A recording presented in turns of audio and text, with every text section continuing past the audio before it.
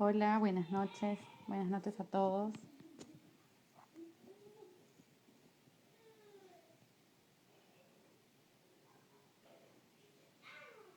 ¿Qué tal? Buenas noches, ya se están empezando a unir para el en vivo de hoy por el Día Mundial de la Audición. Vamos a esperar que se conecten nuestras invitadas. ¿Qué tal? ¿Cómo están? Ahí se están uniendo. Ahorita se conectan Sabrina y Maki para poder conversar.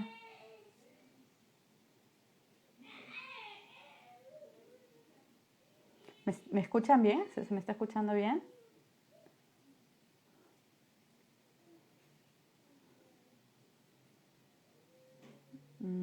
A ver, vamos a ver.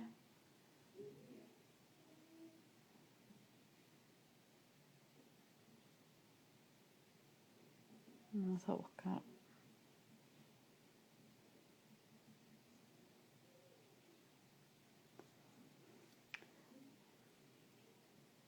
Ahí está Sabrina, vamos a aceptar a Sabrina.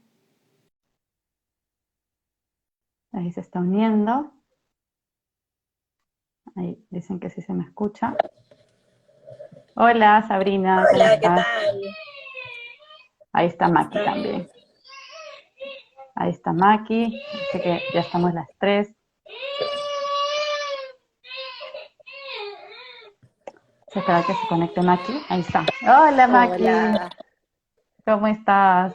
bien, ¿cómo andan ustedes? Bien, bien, todo bien. Sabrina, ¿todo bien? ¿Nos Sí, todo bien, escuchamos? ¿ustedes? Sí, Qué bueno. A ver, bueno, gracias a todas las personas que se están conectando. Igual, bueno, vamos a ir empezando porque esto se queda grabado. Hoy, 3 de marzo, es el Día Mundial de la Audición. Ya hace varios años la OMS decretó este día como el Día Mundial de la Audición para hablar mucho de la prevención, sobre todo de la salud auditiva. Y cada año tiene un lema, ¿no? Este año el lema es para oír de por vida, escucha con cuidado, ¿no? Entonces, nos habla siempre desde el lado de la prevención, y como la prevención es tan amplia, eh, siempre tengo a mi hijo llorando. Como la prevención es tan amplia, hoy día vamos a buscar hablar desde las especialidades de ustedes, que son los niños, ¿no? Que son los niños, los bebés, de la detección y de la atención temprana principalmente, ¿no? Entonces las voy a presentar. Eh, Sabrina Choza es pediatra y Maque, fonoaudióloga, certificada por la Graham Bell como rehabilitadora auditivo verbal. Entonces tenemos como que los dos lados de quienes detectamos y rehabilitamos a los niños que nacen y que, bueno, algunos de ellos tienen pérdida auditiva, ¿no? No sé si antes de empezar con las preguntas que ya tenemos hechas, ¿alguna de ustedes quiere decir algo? yo primero quiero agradecerte esta invitación, Paula, y la verdad que admiro tu fuerza en redes, en comunicar, en, en- en informar a la gente sobre diferentes eh, cosas que pasan y que ayudan a prevenir y hacer un tratamiento adecuado. Creo que sos una gran ayuda para mucha gente para poder... ay, perdón, perdí el celular. Ahí estás, ahí estás. Pa- para no perder el tiempo y acudir al lugar y al profesional adecuado. Me parece que eso es muy importante. ¿Sí? No es solamente actuar tempranamente, sino saber a dónde ir. ¿A dónde ir? Y, y eso es algo que veo tus redes, veo cómo moves información y admiro muchísimo tu trabajo con respecto a eso, así que te agradezco inmensamente esta invitación. Ojalá podamos aportar con un poquito de información en esta área. Claro que sí, yo les agradezco a ustedes el darse un tiempo para poder compartir. Es bien importante para nosotros como institución siempre trabajar de una manera interdisciplinaria, ¿no? En las diferentes áreas y con las diferentes especialidades, tanto internamente en nuestra misma institución como buscar siempre profesionales de otras áreas, de otras especialidades y de otras instituciones porque no podemos abarcarlo todo, ¿no? Entonces, eso es algo bien importante. Entonces, bueno, vamos a empezar con las preguntas, que tenemos ya varias preguntas hechas. Eh, bueno, de repente Sabrina nos ayuda con esto para empezar por el inicio y que es desde que una mujer está gestando, ¿qué acciones preventivas podemos tener durante esta durante el embarazo primero y durante esta etapa neonatal y durante la infancia? ¿Cómo podemos prevenir? Antes de poder responder la pregunta, quería agradecer la invitación. Es un tema súper importante que en realidad no siempre es tan conocido por los papis. Lo vamos a conversar más adelante y me encanta la oportunidad para poder como dar a conocer un poquito más los factores de riesgo o la prevención que podemos tener durante la gestación, ¿no? En realidad, antes que nada, hay que acudir a los controles prenatales, porque en los controles prenatales las mamás se pueden hacer algunos exámenes para descartar algunas infecciones virales, por ejemplo, que pueden producir pérdida de la audición, como por ejemplo el toxoplasma o el citomegalovirus. Y antes incluso de salir embarazada, se recomienda que a las adolescentes se le coloque la vacuna de rubiola, porque la rubiola también es una enfermedad que puede producir sordera, ¿no? Entonces, si nos vacunamos, obviamente bajamos la posibilidad de que esto pueda suceder. ¿Qué otro punto es importante? Tratar de evitar durante la gestación consumir cigarro, tabaco, porque el tabaco produce alteraciones a nivel de la cóclea, entonces va a producir, podría afectar la audición en los bebés. Obviamente evitar alcohol también, porque también produce alteración en el desarrollo del bebé y podría producir sordera. Otro punto importante es que la mamá debe tratar de limitar en lo posible consumir medicinas que no estén indicadas por un médico. ¿Por qué? Porque hay muchas medicinas que son ototóxicas, con los cuales tenemos algunos antibióticos, tenemos también algunos diuréticos, incluso la aspirina es ototóxica, ¿no? Entonces, si se toma en cantidades grandes y una mamá, por ejemplo, que sufre de migraña y no está llevando un control prenatal adecuado, va a tomar de repente una aspirina pensando que es inocua y podría producir alteraciones en la audición a los bebés. Entonces, creo que esto es básico, como siempre, ¿no? Primordial es la prevención y pasar los controles prenatales para que podamos tener una buena, o sea, que la mamá esté bien guiada, ¿no? Otra cosa que también quería, ya para terminar, comentar es que las gestantes siempre se les dice que traten de no hacer tanto ejercicio tan fuerte porque pueden tener caídas y el hecho de tener una caída y un golpe también a nivel de la pancita podría también producir una alteración en la audición. Y exponerse a sonidos muy fuertes también, porque ya dentro de la pancita el bebé tiene 90 decibeles, que es bastante alto, que es el corazón de la mamá. Y si Uy, le perdimos. Ahí estás. estoy, Ahí se estás, ahí corta, no estás. sé por qué. Entonces, si por ejemplo, ¿no? Vamos a un lugar donde hay un sonido muy estridente durante largo tiempo, también podría alterar la audición del bebé y también de la mamá, ¿no? Pero son básicamente esos puntos. Claro que sí. Maki, no sé si quieres decir algo más que se te ocurra. Creo que Sabrina ha dicho bastantes cosas. Yo creo que ha sido muy completa. Eh, por ahí sumaría la calidad de los alimentos y una nutrición balanceada. Creo que es muy importante. Y las horas de descanso, creo que también es un punto a tener en cuenta, sobre todo en este mundo que vivimos siempre tan acelerados, ¿no? Donde prestamos poca atención al cuidado de nuestro cuerpo. Exacto. Y a veces las mamás primerizas le toman un poquito más de importancia a esto, pero cuando ya tienes más de un hijo es como más complicado el mismo cuidado, ¿no? El primer embarazo hasta, no cargas nada, el segundo embarazo cargas al otro hijo y el maletín y haces muchas cosas, ¿no? Bueno, así es, a veces toca.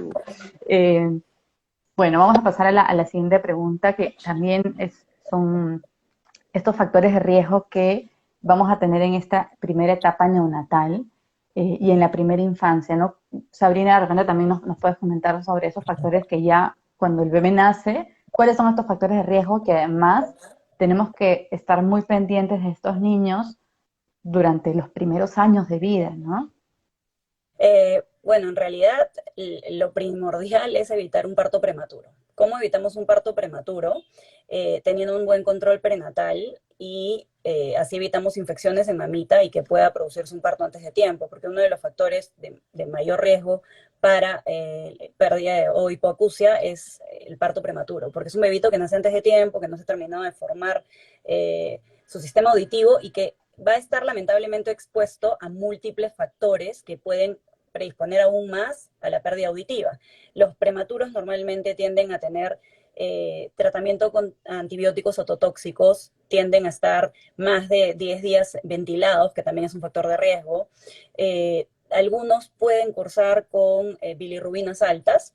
No todos los bebés que tienen ictericia, o que es que se ponen de color amarillito, van a tener riesgo de hacer problemas auditivos. Normalmente nosotros consideramos un valor mayor de 20 de bilirrubina para categorizar ese bebé como un factor de riesgo, ¿no?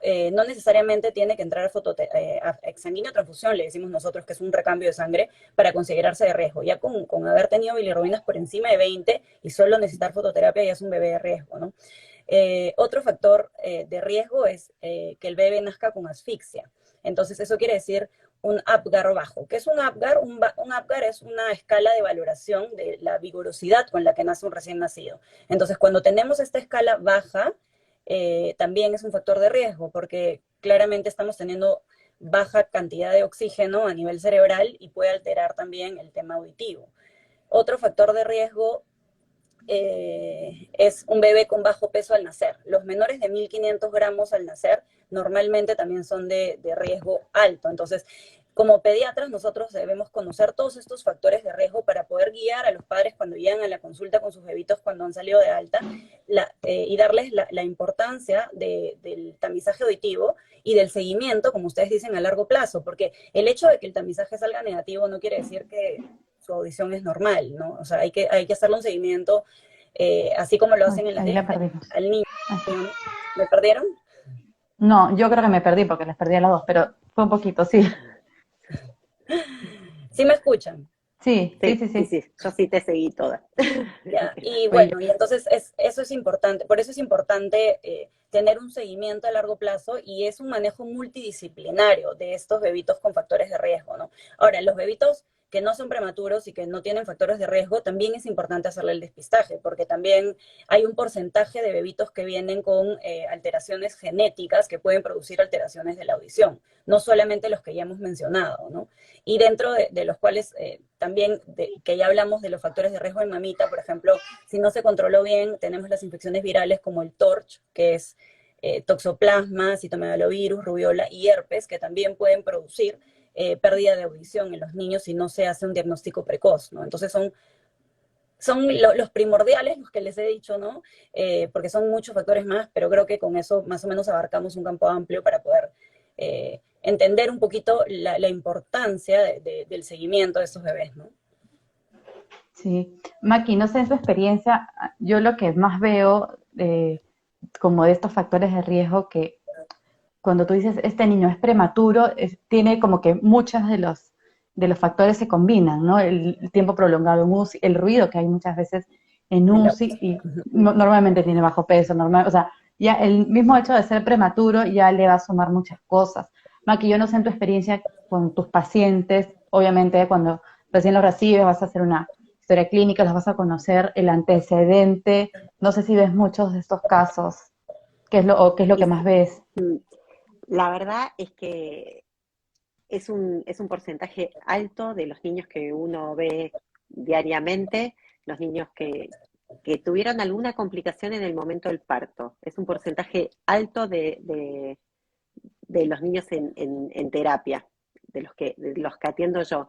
Eh, Tienen muchos riesgos y son niños a los que uno tiene que estar muy atento. Y como bien decía, no es solamente el screening, este grupo de niños necesita un seguimiento que no es simplemente las autoemisiones, sino que se va a tener que hacer un potencial evocado y se va a tener que hacer un seguimiento a lo largo del primer año de vida, ¿sí? Porque muchas veces los estudios pueden dar bien en un inicio, pero luego eh, la vía auditiva no se desarrolla correctamente, entonces estos niños son considerados un grupo de alto riesgo y necesitan un un cuidado especial, necesitan seguir un protocolo que es específico para ellos, ¿sí? Y no va a ser solamente autoemisiones, sino que vamos a tener que hacer también un potencial evocado, vamos a tener que seguir estudiando y se va a tener que hacer a los 3 meses, a los 6 meses,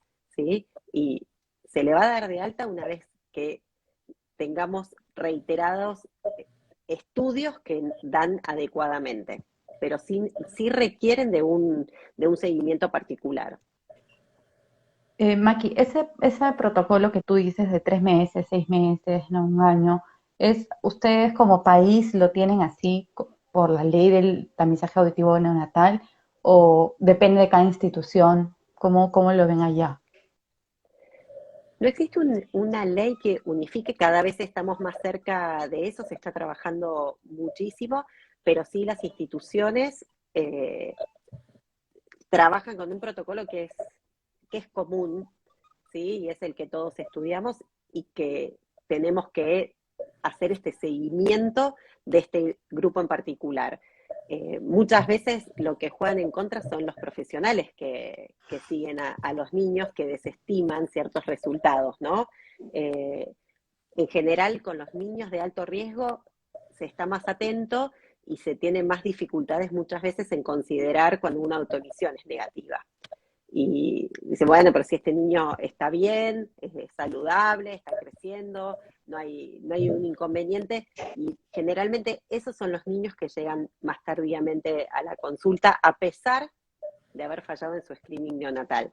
Eh, pero los niños que son de alto riesgo generalmente tienen una mirada más exhaustiva. No siempre, cuando los casos son complejos, no siempre son respecto a lo auditivo, y sí hay que poner más énfasis en que haya más estudio a nivel auditivo, porque cuando hay un niño con una alta complejidad, se presta atención a otras dificultades que pueden aparecer. Claro, muchas veces hay niños que tienen problema neurológico o que el problema motor, y como es más evidente porque se ve, entonces se le presta más atención a eso. Yo creo que ahí también está la importancia de los pediatras, porque durante el primer año el pediatra lo va a ver todos los meses. Entonces, y los papás, a quien le van a tener fe total es al pediatra, ¿no? Por algo lo elegiste. Entonces, porque a veces nosotros le decimos control en 3 meses, cualquier cosa. Pero si el pediatra le dice control en 3 meses, ahí está. La doctora me mandó control en 3 meses y aquí estoy, ¿no? Entonces, es bien importante ese seguimiento de los pediatras también, ¿no? Y Quería comentar hablamos de los niños. Sí, no, sigue tú. Quería comentar solamente con respecto a lo que dijo Maki, que me pareció súper importante, es que a veces, como les dije también, las emisiones autoacústicas salen negativas, pero el problema, o sea, la emisión autoacústica básicamente nos va a decir si hay un eco que responde o sea, si la membrana timpánica va a producir el eco de respuesta. Pero en los bebitos prematuros o con factores de riesgo, no siempre la lesión está ahí, sino está adentro, en la cóclea. Entonces, por eso es importante hacer los potenciales evocados auditivos.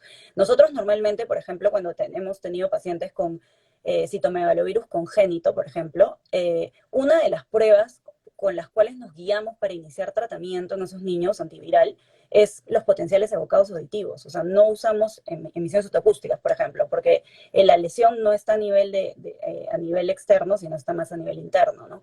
Y entonces eso es importante y eso hay que siempre recalcarlo también en los papás, que la emisión autoacústica es un tamizaje, que si es negativo y el bebé no tiene factores de riesgo, la posibilidad de que haya alguna lesión es baja, pero también escapan algunos bebés que ustedes lo saben más que yo, porque ustedes lo ven, que tienen una lesión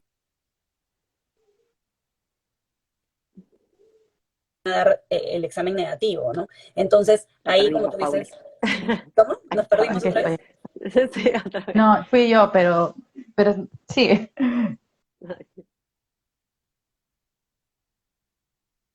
Ay, no, yo no la oigo. Sí, ahora es ella, ya no soy yo.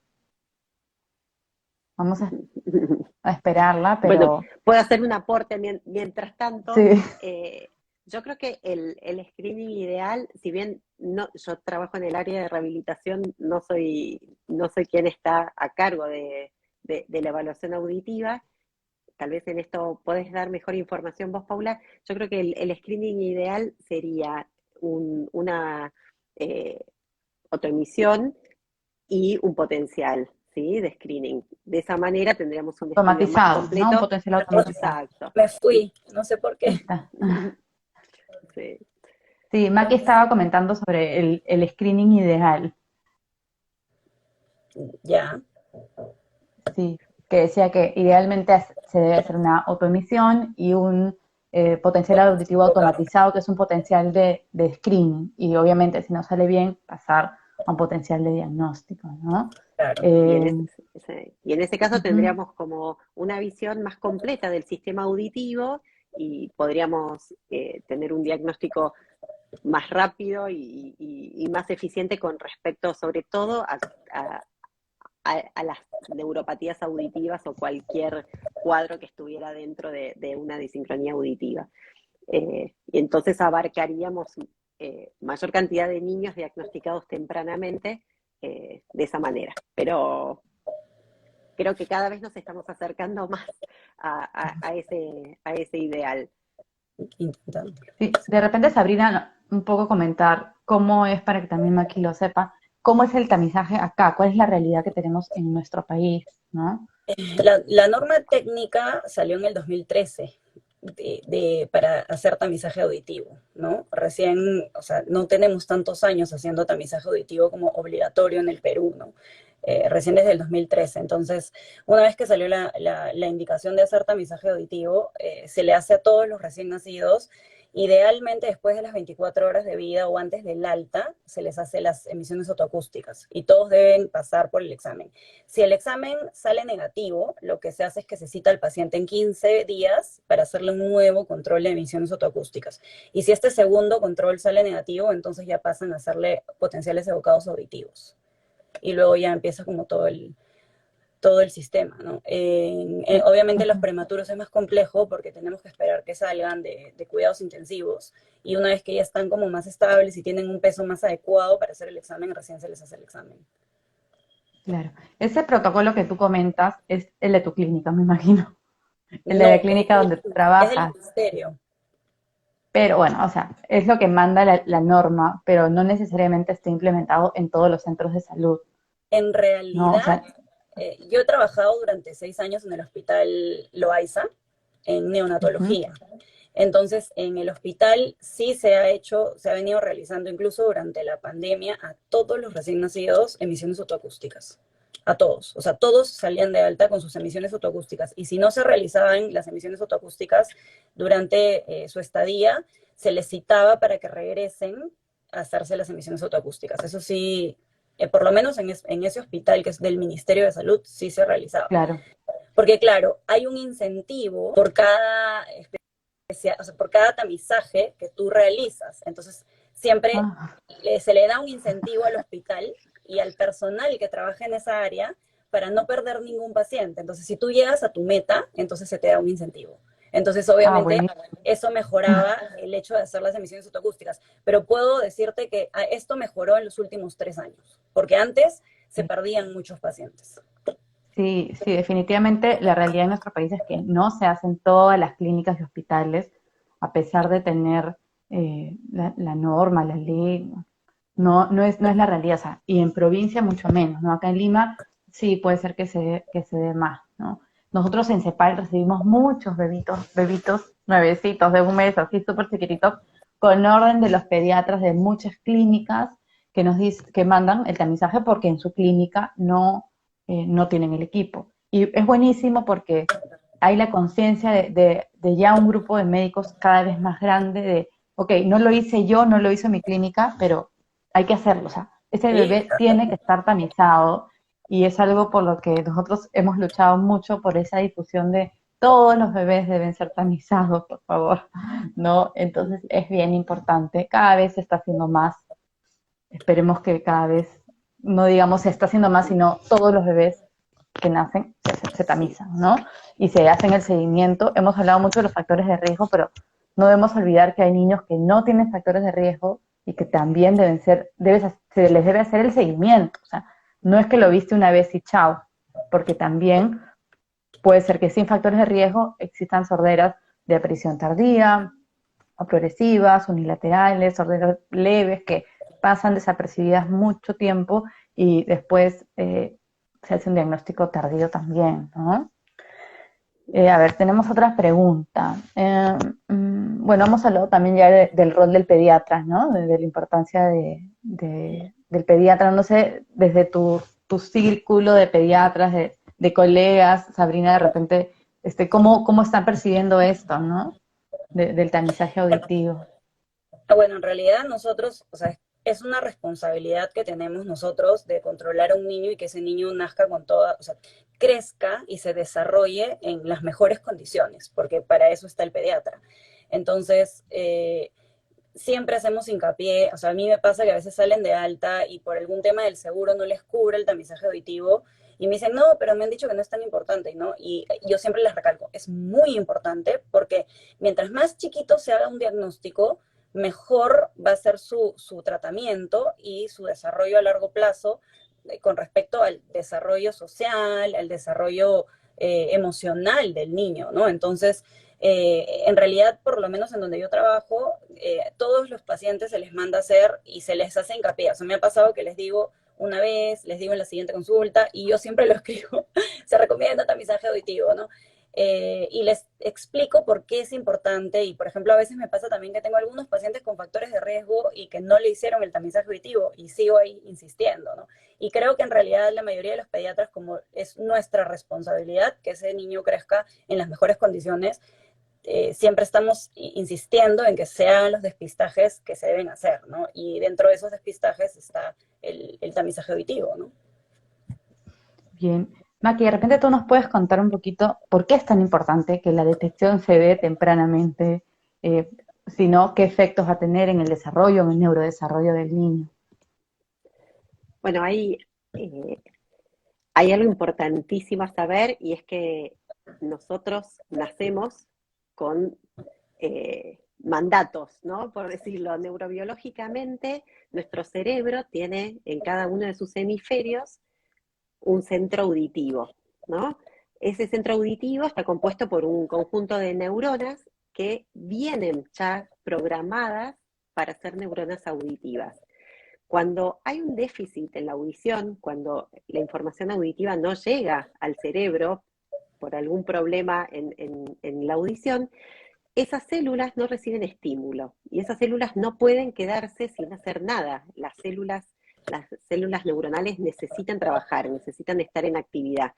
Entonces lo que sucede es que toman funciones de centros cercanos, ¿sí? De centros cerebrales cercanos. Entonces, los centros más cercanos son el visual, el kinestésico motor. Entonces, estas neuronas cambian de función. Cuando nosotros tenemos un diagnóstico temprano, lo que evitamos justamente es que estas neuronas cambien de función y si nosotros los equipamos a los niños muy tempranamente y comienzan un abordaje de estimulación adecuado, específico para la pérdida auditiva, lo que vamos a lograr es que esas neuronas continúen siendo auditivas y entonces ese niño pueda desarrollar sus habilidades auditivas, de habla, de lenguaje, sus habilidades cognitivas, las habilidades sociales, las emocionales, como decía Sabrina. Entonces, es sumamente importante que la detección sea temprana, pero no sea solamente una detección, sino que esa detección sea temprana, pero que haya un diagnóstico adecuado, que haya un equipamiento con ese equipamiento que es necesario para ese niño, ¿sí? No cualquier audífono, ni el que le presta el vecino o el que heredó del abuelo, porque no es ese el equipamiento que necesita, sino el que es apropiado para él. Y que arranque inmediatamente una terapia con profesionales formados en el área de audición. No es lo mismo un terapeuta de lenguaje para un trastorno de lenguaje específico, no es lo mismo para alguien que trabaja en difonía o para alguien que trabaja con adultos. El trabajo con discapacidad auditiva es muy específico y tiene que estar hecho por un profesional que se haya formado en esa área. Pero básicamente lo que tratamos de evitar con el diagnóstico temprano es esta reorganización modal que sucede a nivel cerebral, donde las células de los centros auditivos cerebrales cambian su función Y entonces, cuando equipamos a los niños tardíamente, lo que sucede es que tenemos que convocar esas neuronas nuevamente a un trabajo auditivo, y eso requiere de muchísimo trabajo, muchísimo tiempo, muchísimo esfuerzo, y por supuesto que los resultados son diferentes. Y hay que considerar, todo esto está vinculado con lo que son los periodos críticos de plasticidad cerebral, que hablamos de un periodo crítico hasta los 3 años y medio. Obviamente, cuanto antes mejor. No es lo mismo un niño equipado a los 2, 3 meses de edad o implantado al año que un niño que recibe su implante coclear a los 3 años y medio. Entonces, cuanto antes va a ser mejor, y no es cuanto antes, es inmediato, es ya, es cuando lo Ahora. necesite. Y eso es lo que tenemos que cambiar en nuestra mirada. Siempre hablamos cuanto antes, y creo que lo que tenemos que lograr pensar no es cuanto antes, sino que es ya, es ahora, es en este momento, es cuando se diagnostica. Varias cosas de las que tú dices para comentar, ¿no?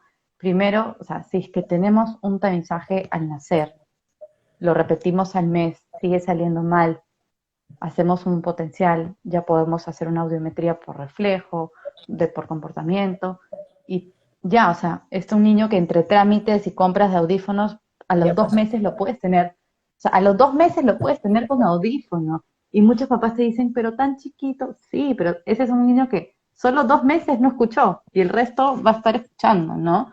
Va a tomar tiempo, y ya puede empezar una rehabilitación, pero como Maki dice, con un especialista auditiva, que esté formada, no es una terapia de lenguaje, porque además un niño de 2 meses no le vas a dar lenguaje todavía, sino vas a darle otro tipo de comunicación, vas a sobre todo orientar a los padres, formar un poco a esos padres, a esas familias, ¿no?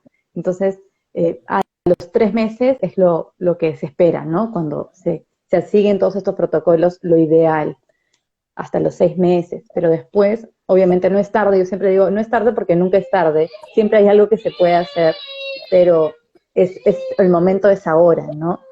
Y otra cosa que tú mencionas,